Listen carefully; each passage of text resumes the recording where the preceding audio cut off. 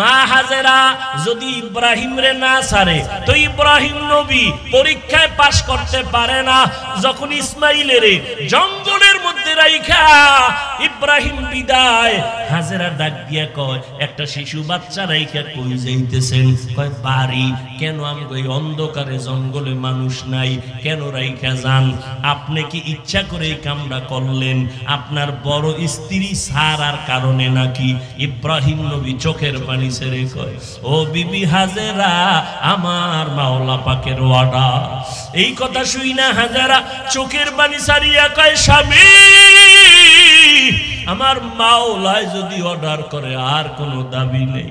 মাঝে মাঝে একটু আইসা শিশু ইসমাইলের খবরটা নিয়ে আর দোয়া কইরেন। একটু রুটি আর পানি আছে, আর কিছুই নাই রে নবী। ও নবী, একটু মাঝে মাঝে আইসা দেখেন, এখানে মানুষ নাই, কোনো আলো নাই, জঙ্গল। আমি একটা মহিলা, একটা শিশু বাচ্চা নিয়ে কেমনে আমি একা একা থাকবো? ইব্রাহিম নবী কান্না করে করে যায়, পাহাড়ের উপরে উঠার নিচে নাইমা পর্দার আড়ালে হাত উঠাইয়া দোয়া করে, রব্বানা ইন্নী আসকানতু মিন যুররিয়াতি। আল্লাহর কাছে দোয়া শুরু করলেন, ও আল্লাহ, 80 বছরের আমার এই যুগের সন্তান কত মায়া। আমার ইসমাইলের তুমি আমার 80 বছরের পরে দিলা, আমার কত মুহাব্বত তোমার অর্ডারে জঙ্গলের মধ্যে রাখলাম। এটা সহ্য করা যায় না মাওলা, তোমার মোহব্বতে সন্তান রাইখা দিল। ও আল্লাহ, তুমি হেফাজত করিও, রিজিকের ব্যবস্থা করিয়া দিও। ও এলাকার মুসলমানেরা, ও মা বোনেরা, ও বাবাজিরা, স্বামী স্ত্রীর মন যদি এক না হয় ওই সংসারে শান্তি আসে না রে মা ও বাবারা। আজকে মোবাইলের কারণে ঘরে ঘরে অশান্তি, ঘরে ঘরে ভিন্ন দিকে নজর যায়। আল্লাহর বান্দা আর বান্দি দুইজন নেককার নেককারিনী সংসার শুরু করলো। আজান হলে দুজন নামাজে হাজির। ফজরের সময় স্ত্রী যদি আগে উঠে স্বামীরে ডাক দেয়, স্বামী যদি আগে উঠে স্ত্রীকে ডাক দেয়, দুজন নামাজ পড়ে। রাতের বেলা তাহাজ্জুদ পড়ে দুজন মুনাজাত ধরে, ও আল্লাহ, একটা নেককার সন্তান দাও, যেই সন্তান আমগো জান্নাতে নেওয়ার কারণ হয়ে যাবে, যেই সন্তানের কারণে আমগো সম্মান বেড়ে যাবে। ও আল্লাহর বান্দারা, 10টা ছেলের বাবা হইলে কি লাভ হবে? ছেলে মায়ের ইজ্জত নষ্ট হয়। গত কয়েক মাস আগে, মনে হয় 1 বছর হইতে পারে, ঢাকা বাড্ডা থানা, বাবা 1 কোটি টাকার মালিক মইরা গেল, 2টা বড় বড় সন্তান রাইখা, শিক্ষিত সন্তান। লাশটা ফালাইয়া দুইজনে বাবার টাকা পয়সা ভাগাভাগি নিয়ে ঝগড়া করলো। বাবার লাশটা পর্যন্ত দাফন করার সময় হইল না। এমন কুলাঙ্গার সন্তান জন্ম দিয়া কি লাভ হবে? এমন কুলাঙ্গার সন্তানের বাবা দাবি করলে কি লাভ হবে? দুইজন স্বামী স্ত্রী, এজন্য দোয়া করা লাগে আল্লাহর কাছে। মিয়া বয়ে বয়ে সব পাবেন, আল্লাহর কাছে নেককার সন্তান চাইতে হয়। ইব্রাহিম নবী দোয়া করছেন, আল্লাহ নেককার সন্তান দিও। রব্বি হাবলি মিন লাদুনকা যুররিয়াতান তাইয়্যিবাতান ইন্নাকা সামিউদ দুআ। নেককার সন্তানের জন্য দোয়া।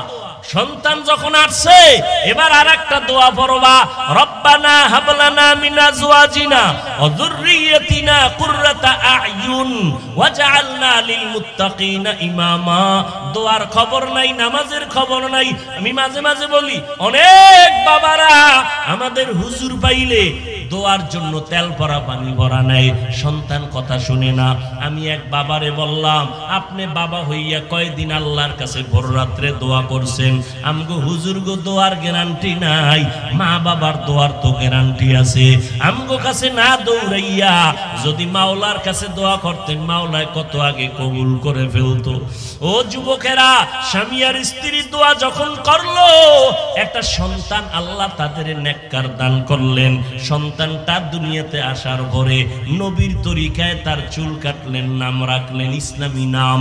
ও বাবা, এরপরে সন্তানকে আদব শিখাইলেন, আদবওয়ালা বানাইয়া এমন আদর্শ দুনিয়াতে কায়েম করলো। এমন এক সময় ওই সন্তান মুসলমানের বাহাদুরি আর আমিরের দায়িত্ব নিয়া গোটা দুনিয়াকে নাড়া দিয়েছে। মিশরের জমিনে জালেমদের আক্রমণ, সিরিয়ার জমিনে জালেমের আক্রমণ। ওই মা বাবার দোয়ার সন্তান মুসলমানের দায়িত্ব নিয়ে বীর মুজাহিদ মিশরটারে হাতের মধ্যে নিয়ে নিলেন। মুসলমানের দোয়া, মা বাবার দোয়া নিয়া ওই বীর মুজাহিদ সিরিয়ার জমিনটাকে হাতে নিয়েছেন। মুসলমানের কিবলা বাইতুল মুকাদ্দাস জুলুমে ভরপুর জালিমদের হাত থেকে হাতের মধ্যে নিয়া মুসলমানকে স্বাধীন করেছিলেন। ইতিহাসের পৃষ্ঠায় তার নাম স্বর্ণ অক্ষরে লেখা আছে। যার হাতে, যার পাওয়ারে, যার জেহাদে, যার মোহাব্বতে সিরিয়া স্বাধীন হলো, মিশর স্বাধীন হলো, বাইতুল মুকাদ্দাস জালিমদের হাত থেকে রক্ষা পেল, মুসলমান স্বাধীন হয়ে গেল।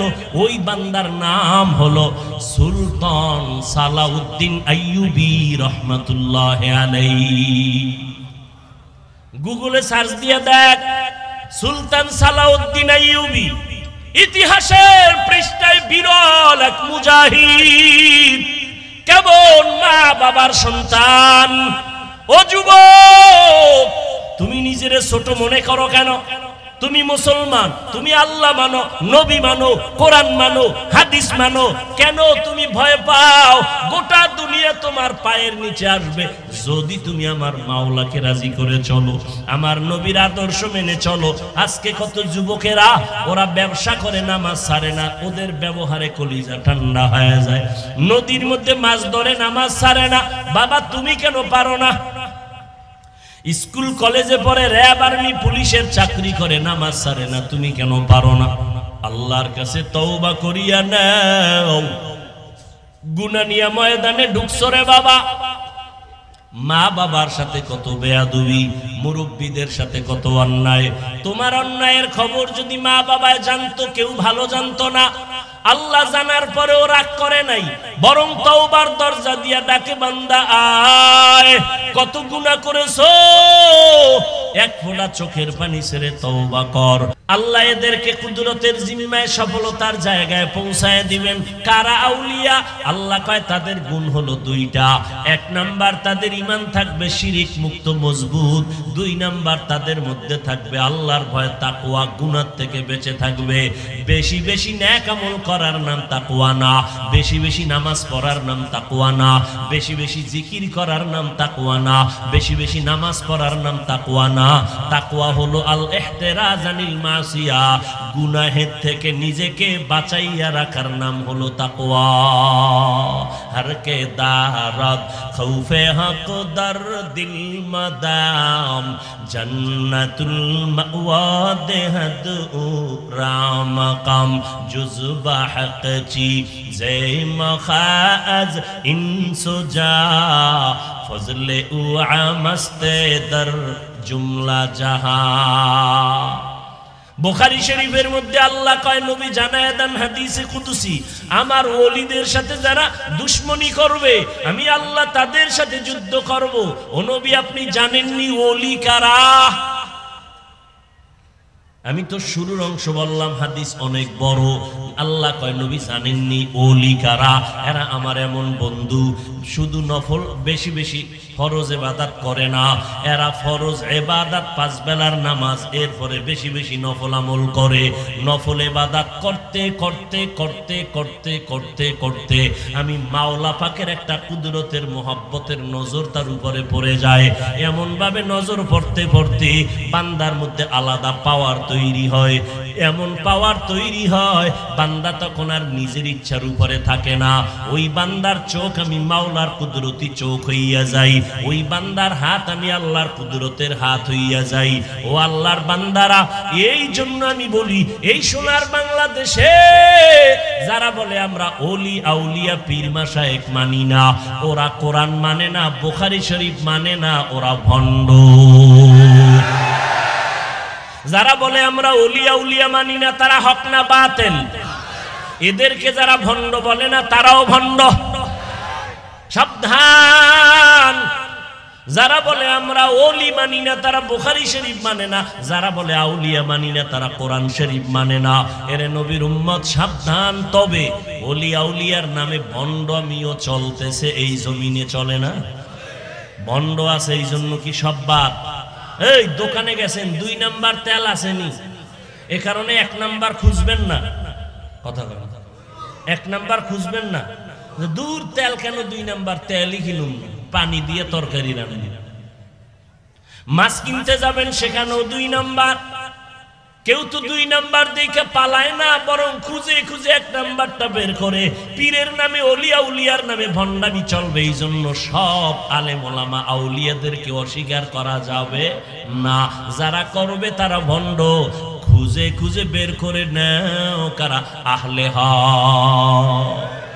আউলিয়ারা কারে উকবা ইখতিয়ার, জাহেলারা কারে দুনিয়া ইখতিয়ার। মাইলে মোমেন সোয়ে মোমেন মিশাওয়াত, মাইলে কাফের সোয়ে কাফের মিশাওয়াত। আর-রহমান আল্লামাল কুরআন, খালাকাল ইনসান, আল্লামাহুল বায়ান। রহমতের নবী জমিনের মধ্যে আসছেন 40 বছর। আমার নবী কোনদিন কাউকে কালেমার দাওয়াত দেন না, নামাজের কথা বলেন না, রোজার কথা বলেন না। তো নবী করলেন কি? খেয়াল করেন সবাই, নবী করলেন কি? দীর্ঘ সময় বাইতুল্লাহর অদূরে একটা উঁচু পাহাড় আছে, হেরা পাহাড়, নাম শুনছেন? খেয়াল করেন সবাই, কষ্ট হলে বলবেন, আমি মোনাজাত দিয়ে দেব। বাইতুল্লাহর অদূরে কি নাম বললাম? বলেন। হেরা পাহাড়। এত উঁচু। এখন তো সিঁড়ি আছে, দোকান আছে, তখন তো কিছুই নাই।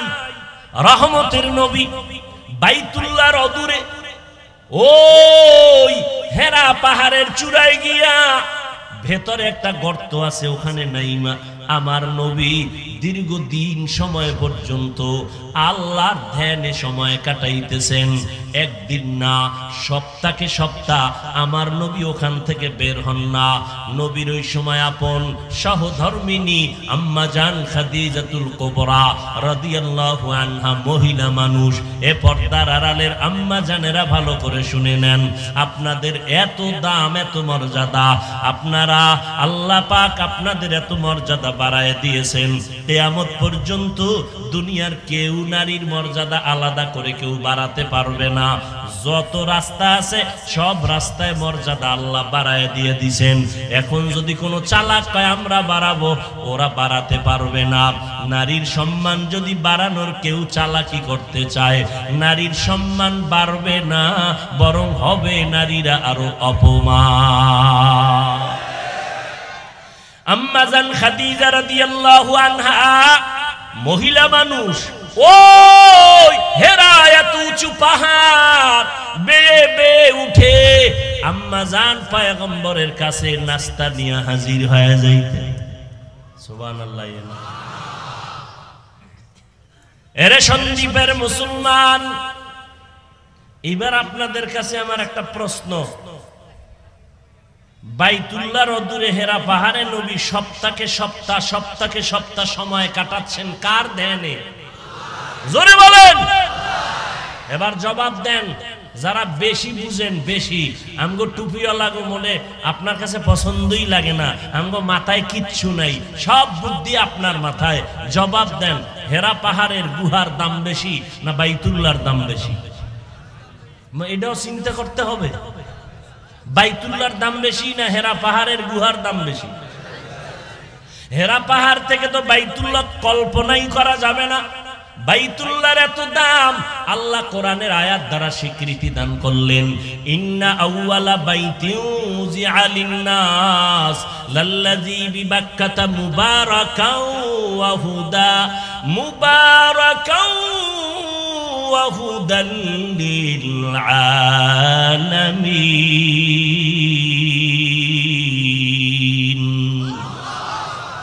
আল্লাহ জমিনটা বানাইয়া কোনো বাসিন্দা নাই, প্রথম জমিনের মধ্যে একটা ঘর বানাইলেন, হেদায়েতের ঘর। আল্লাহ তাআলা এই ঘরটা বসবাসের জন্য বানান নাই, নাম হলো বাইতুল্লাহ।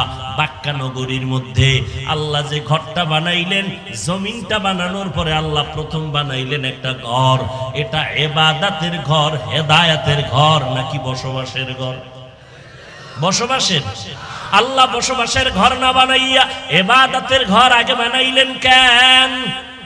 কারণ হলো আল্লাহ মানুষ দুনিয়াতে পাঠাবেন, এই জমিনের চিফ গেস্ট হলো মানুষ, ফেরেশতারাও না, জিনেরাও না। এই মানুষ আল্লাহ জমিনে পাঠাইবেন ইবাদতের জন্য। এই জন্য আল্লাহ আগে ইবাদতের ঘর বানায় দিবেন। বসবাসের ঘর কই? কয় দুনিয়া তোর বসবাসের ঘর না, জান্নাতি হইয়া কবরে আয়, বসবাস করবি জান্নাতের বাগানে। জান্নাতের বাগানে গিয়া বসবাস করবা আরামে, যেখানে বাথরুম নাই, জীবনে বাথরুমের চিন্তাও হবে না, এমন আরামের ঘর ওই জান্নাতের বাগান, যেখানে কোনোদিন বুড়া হবে না কেউ, কেউ কোনোদিন বুড়ি হবে না, যেখানে কোনো কালো চেহারার মানুষ থাকবে না, যা চাইবে তাই পাবে। মা তাশতাহি আনফুসুকুম, জান্নাতে যা চাইবা তাই পাইবা। এক চালাক কয় বিড়ি পাওয়া যাইবনি।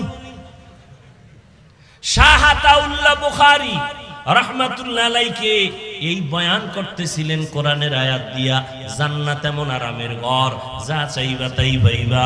একজনে দাঁড়ায় কয় হযরত বিড়ি পাওয়ান যাইবনি।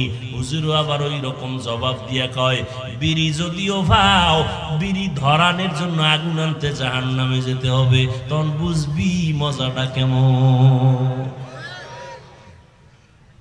ভাইরা আমার, যেই প্রশ্নটা রেখেছিলাম, বাইতুল্লাহর দাম বেশি না হেরা পাহাড়ের দাম বেশি? একটু আল্লাহর রাস্তে সবাই বলে, সবাই একমত? এবার আমার প্রশ্ন, নবী বাইতুল্লাহ এত দামি, যেই বাইতুল্লাহর দিকে শুধু তাকায়া থাকবেন, কিচ্ছু বলবেন না, তাওয়াফ করবেন না, তেলাওয়াত করবেন না, নামাজ পড়বেন না, শুধু তাকাইয়া দেখবেন আমার আল্লাহর ঘর, অনবরত আমলনামায় সওয়াব লেখা হবে, অনবরত সওয়াব। শুধু তাকায় থাকবেন বাইতুল্লাহর দিকে, অনবরত সওয়াব। সেই বাইতুল্লাহর এত দামি এক ঘর, যেখানে 1 লক্ষ রাকাত নামাজের সওয়াব, 1 রাকাত নামাজের বিনিময়, যেখানে একবার সুবহানাল্লাহ বলবেন, 1 লক্ষ বার সুবহানাল্লাহর সওয়াব আল্লাহ দান করবেন। এমন দামি একটা ঘর, যেই ঘরের কসম আমার আল্লাহ খাইয়া কয়, ওয়াত্তিনি ওয়াজ-যাইতুন ওয়া তুরি সিনিনা ওয়া হাযাল বালাদিল আমিন লাকাদ খালাকনাল ইনসানা ফি আহসানি তাকওয়িম। এত সুন্দর ঘর, এই সন্দীপের মহাপণ্ডিত, বিশেষ করে উলামায়ে আহলে বাতিল, যারা আলেম কিন্তু তারা হকের লাইনে নাই, এদেরকে বলছি, বলো বাইতুল্লাহর এত দাম, কোরআনের আয়াত দ্বারা স্বীকৃত, সেই বাইতুল্লাহকে রাসূল ভিন্নভাবে রেখে হেরা গুহায় গিয়ে সপ্তাহকে সপ্তাহ, মাসকে মাস নবী সেখানে আল্লাহর ধ্যানে সময় কাটাইলেন কেন? এই প্রশ্নের জবাব আমগো সোনার বাংলার মৌলবীরা যদি বুঝে, কোনদিন ওলি আউলিয়াদের খানকার বিরুদ্ধে কথা বলবে না। নিমক হারাম, মূর্খ।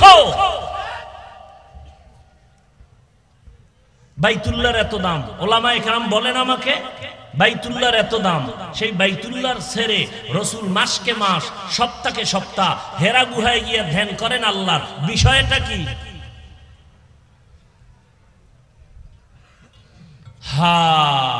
জবাব আছে।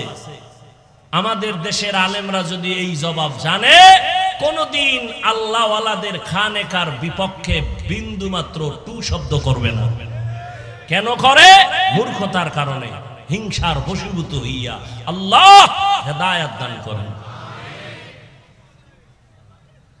আল্লাহর নবী 40 বছর এইভাবে ধ্যান করেন। কোনদিন কারো কাছে নামাজের কথা বলেন না, রোজার কথা বলেন না, জিকিরের দাওয়াত নাই। আল্লাহ তাআলা 40-এর পর জিবরাইল আমিনকে পাঠাইয়া কোরআন নাজিল করলেন। নবীর উপরে যখন কোরআন অবতীর্ণ হয়েছে, আমার নবী কোরআন পাইয়া বড় খুশি। উম্মতের কাছে নবীর এখন তেলাওয়াতের দায়িত্ব বেড়ে গেল। ইয়াতলু আলাইহিম আয়াতিহি, নবীর 1 নাম্বার দায়িত্ব হলো উম্মতের কোরআন তেলাওয়াত শিখাবে, নিজেও শোনাবে। নবী তেলাওয়াত করেন আর শুনান, দাওয়াত শুরু হয়ে গেল। 1 নাম্বার দাওয়াতের পদ্ধতি কোরআনের বিশুদ্ধ তেলাওয়াত। আমার নবী তেলাওয়াত করে শুনান আর বলেন, ও মক্কার মুশরিক বিধর্মীরা, তোমরা আল্লাহর গোলামি করো, আবার মাঝে মাঝে কয় রহমানের গোলামি করো। এরে নবীর উম্মতের দল, আল্লাহর মোহাব্বত নিয়া এরপরে নবী তেলাওয়াত শুনাইতেছেন আর বলে, ও দুনিয়ার মানুষ, তোমরা রবের ইবাদত করো, আল্লাহর ইবাদত করো। আল্লাহ ছাড়া আর কারো ইবাদত করা যাবে না। ইয়া আইয়ুহান নাস উ'বুদু রাব্বাকুমুল্লাযী খালাকাকুম ওয়াল্লাযীনা মিন ক্বাবলিকুম লাআল্লাকুম তাত্তাকুন। রবের ইবাদত করো, এক আল্লাহর ইবাদত করো, আর কারো ইবাদত চলবে না। আল্লাহর সাথে আর কাউকে অংশীদার বানাইবা না, সাবধান। এক আল্লাহর ইবাদত করো। আমার নবী এই দাওয়াত দেয়, আবার বলে রহমানের ইবাদত করো। মুশরিকরা হুদা লাগে না, তারপর নবীরে প্রশ্ন পেঁচায় পেঁচায় নবীরে আটকাইতে চায়। কিন্তু আমার আল্লাহ আমার নবীর ইজ্জতের হেফাজতের জিম্মাদারি নিয়েছেন, কেউ তার অসম্মান করতে পারবে না। মুশরিকরা বারবার প্রশ্ন করে, তুমি একবার বলো এক আল্লাহর ইবাদত করব, আবার বলো রহমানের ইবাদত করব, তাহলে কি ইবাদত দুইজনে পাবে? না না, তাহলে রহমান একবার বলো, আল্লাহ একবার বলো। বলো মানির রহমান। রহমান কে? নবী বলেন, আল্লাহ আমার একজন, তিনি হলেন রহমান। আল্লাহ রহমানের পরিচয় নিয়ে সূরাতুর রহমান নাজিল করে দিলেন। আর রহমান আল্লামাল কুরআন খালাকাল ইনসান। এবার একটু ভালো করে খেয়াল করেন, আল্লাহ বলেন, আমি এমন রহমান, কোরআন শিখাইছি তারপরে মানুষ বানাইছি। আল্লাহ কয়, আমি আগে কোরআন শিখাইয়া তারপরে মানুষ সৃষ্টি করেছি। কিন্তু বাস্তবে তো উল্টা। আমরা দুনিয়াতে আগে আসছি, তারপরে আমরা মাদ্রাসায় লেখাপড়া করে কোরআন শিখছি। আমাদের দুনিয়াতে জন্ম আগে, সৃষ্টি আগে, কোরআন শিক্ষা পরে। আল্লাহ কয়, না না, আমি আগে কোরআন শিখাইছি পরে মানুষ বানাইছি। আল্লাহ কেন উল্টা বললেন?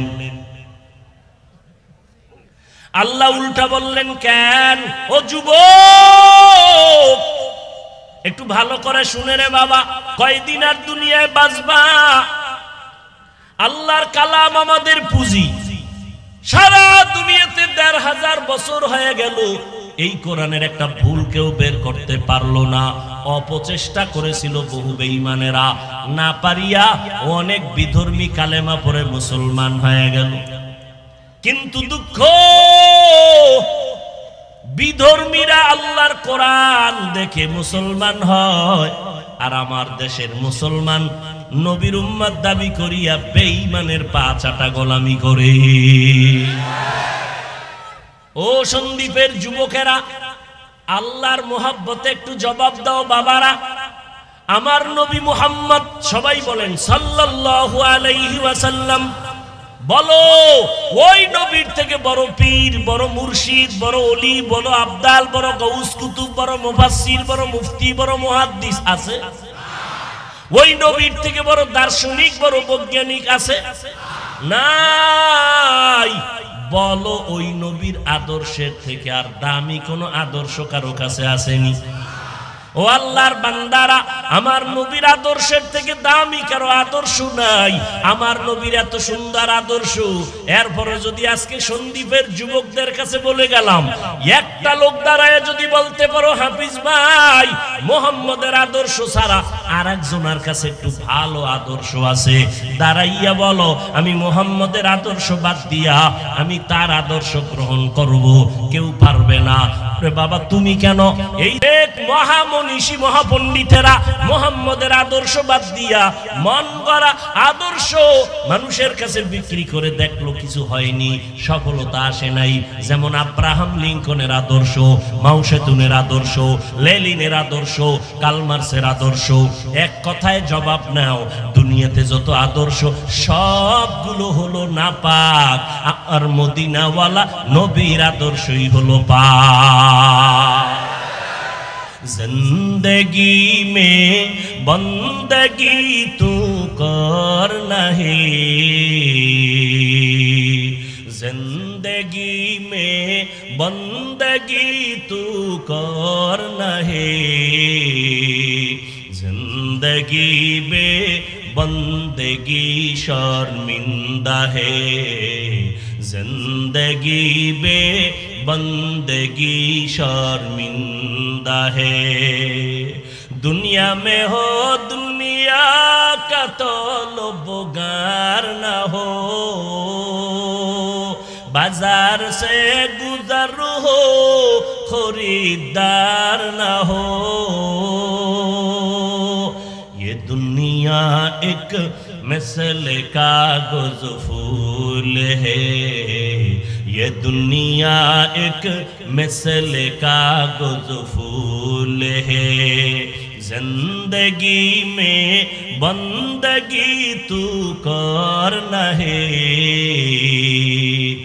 जिंदगी में बंदगी तू करना है, जिंदगी में बंदगी शर्मिंदा है, जिंदगी में बंदगी शर्मिंदा है। খারাপ লাগে যুবকেরা? তো গান শুনো কেন? ওলামায়ে কেরাম আহলে হকদের কত সুন্দর সুন্দর হামদে বাড়ি তাআলা নাআত মুসলমানদের কত সুন্দর বাদ্যযন্ত্র ছাড়া। মদিনার নবী বলেন বাদ্যযন্ত্রের আওয়াজ যদি পাও কানে আঙ্গুল লাগাও, শয়তানের আওয়াজ, এগুলো শুনলে কলব মরে যায়। ও যুবক, কোরআন তেলাওয়াতের আওয়াজ শুনো, বাদ্যযন্ত্র ছাড়া আওয়াজ শুনো, দেখবা দিলটা শান্ত হয়ে যাবে। ওগুলো শুনলে গুনার আকর্ষণ বাড়ে। আর বাদ্যযন্ত্র ছাড়া নাচ শুনবা নবীর গুণগান, আল্লাহর প্রশংসা, বান্দার নেক আমলের আগ্রহ বেড়ে যাবে। यहाँ हम सब मुसाफिर दिल ना लगा, अहले दिल की नजर से रूह करता जा, यहाँ हम सब मुसाफिर दिल ना लगा, अहले दिल की नजर से रूह करता जा, शाह दौलत सब फकीर घर नेक नेहे, शाह दौलत सब फकीर घर नेक नेहे, जिंदगी में बंदगी तू करना है, जिंदगी में बंदगी तू करना है, जिंदगी में बंदगी शर्मिंदा है, जिंदगी में बंदगी शर्मिंदा है। এই যুবকেরা, এই তোরা দুজনে যাইতে লইছিল না? এই মেরা, তোকে জরুরত থাকলে যা, আবার বরদোয়া দিয়ে শেষ করে দিবি আমারে। তোদের প্রয়োজন হলে যা, ছুটি পরে কিন্তু বাইরে চলবি। হ্যাঁ, উঠা বসা করলেই আমি মোনাজাতটা দিয়ে দেব, বাস শেষ। আর একটু সামনে কি যাব? আল্লাহ তৌফিক দান করেন। ও আমার কলিজার যুবক, আমার নবী যুবকদের জন্য ভবিষ্যৎবাণী করেছেন, রে যুবক, কয়দিন আর বাহাদুরি করবা? এই যে এতক্ষণ আমি চিল্লাইতেছি রে বাবা, একটা কথা উল্টা পাল্টা বলি না, গরম বলি না, যদি দুই একটা বলিও ফেলে মাপ চাই, ক্ষমা চাই। ও আল্লাহর বান্দারা, মনে কষ্ট নিবেন না, দয়া করে মাফ করে দিবেন।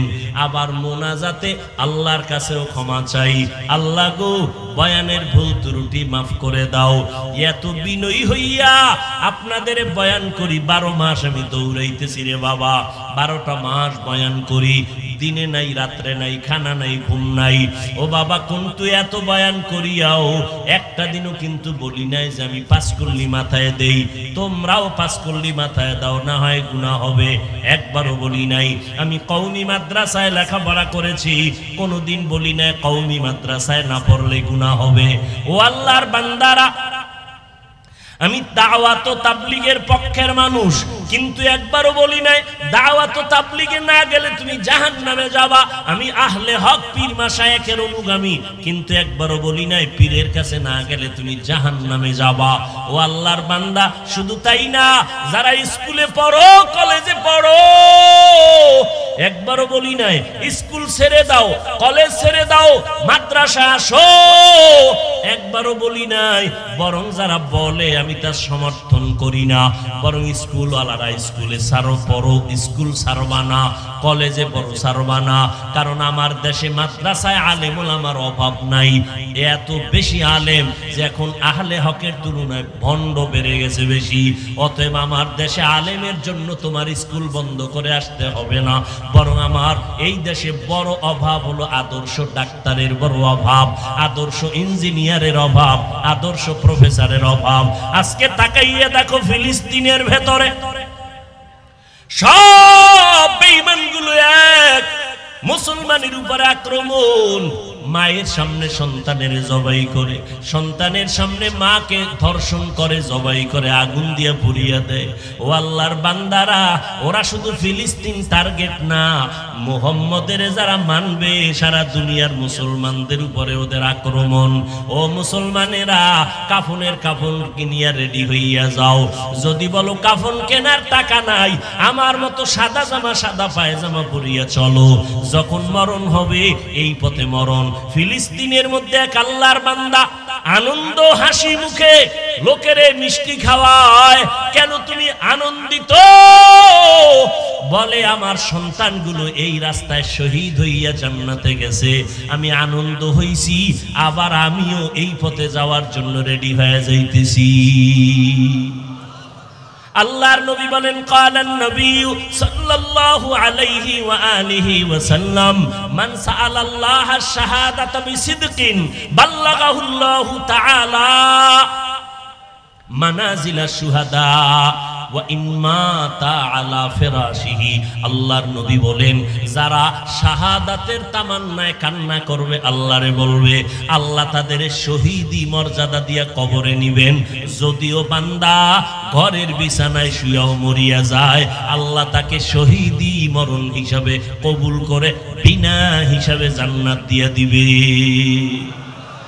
ও যুবক আল্লাহর বান্দারা, অনেকে মনে মনে ভয় পাইতেছো, হুজুরদের কথা মানলে বুঝি স্বাধীনতা থাকবে না, মনের মতো চলা যাবে না।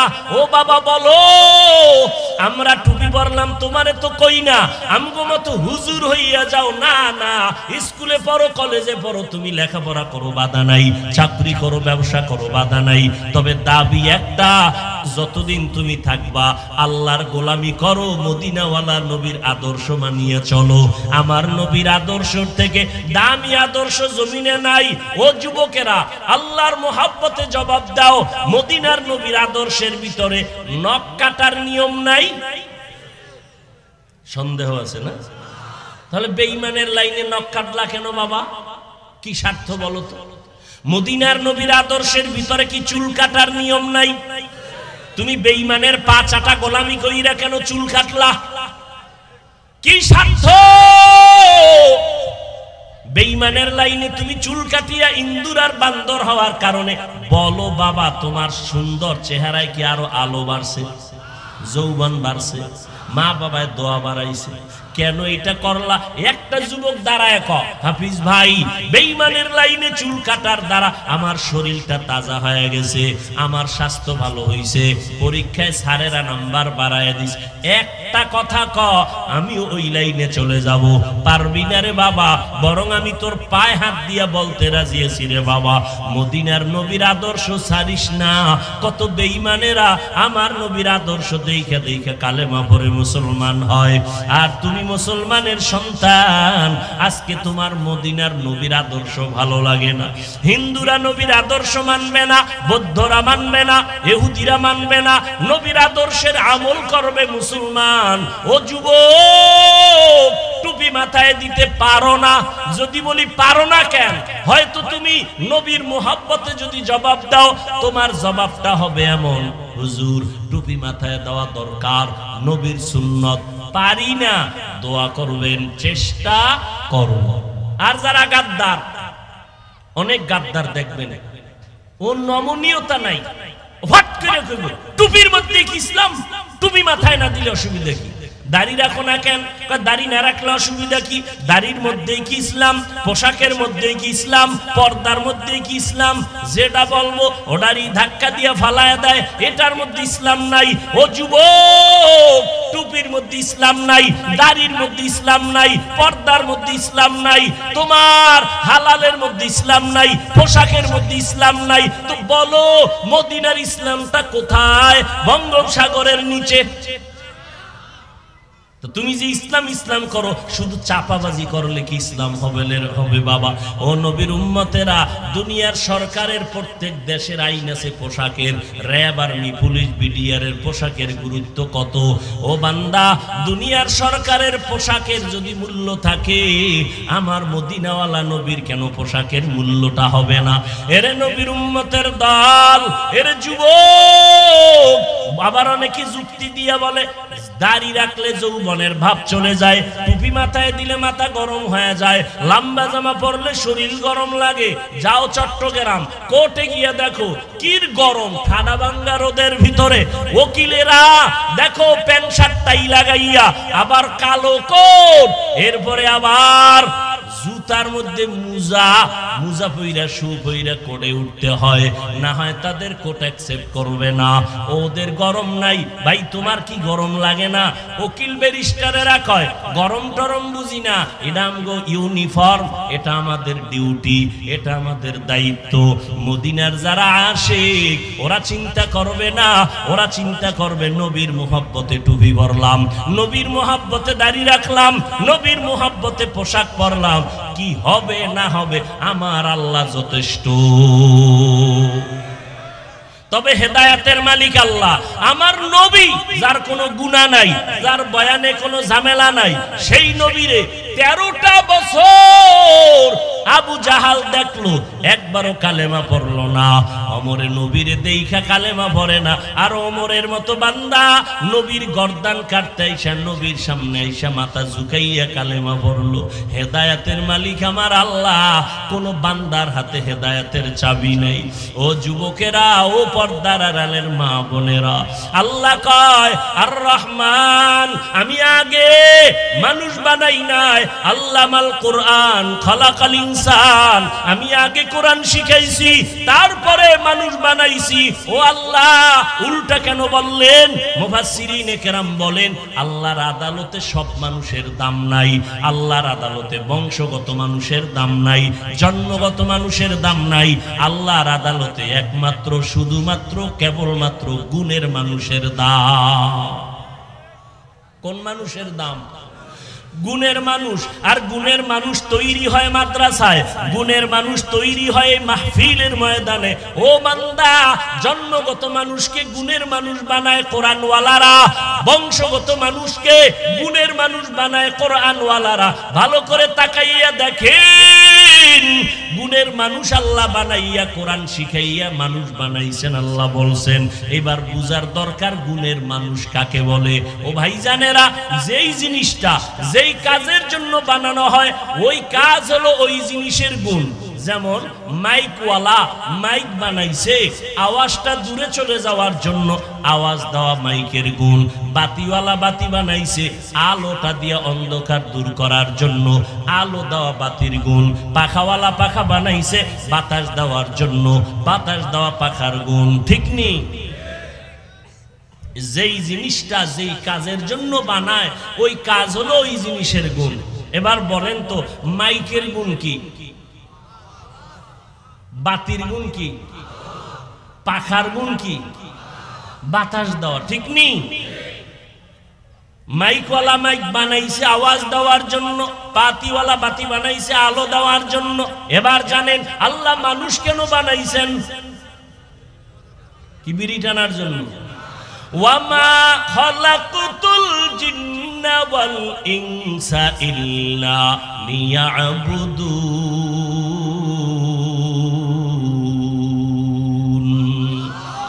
মা খালাকুতুল জিন্না ওয়াল ইনসি বাখা জুজ ইবাদত নিস্তে মাকসুদ আজ্জাহা। আপনাদের অনেক কষ্ট হয় না? হিসাবে তো কষ্ট তুলনামূলক আমারও হয়। কি?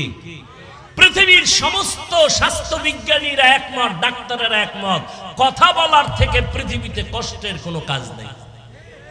এক একটা চিৎকার শরীরের জোড়ার উপরে গিয়ে আঘাত। এরে ভাই, একদিন না 12 মাস। আপনি তো মনে করেন কি জানি আরামে আছি। কি আরামে আছি? না রে বাবা, আমার মাওলার রহমত ছাড়া বাঁচা সম্ভব না। অনেকে মনে মনে কত সমালোচনা করেন।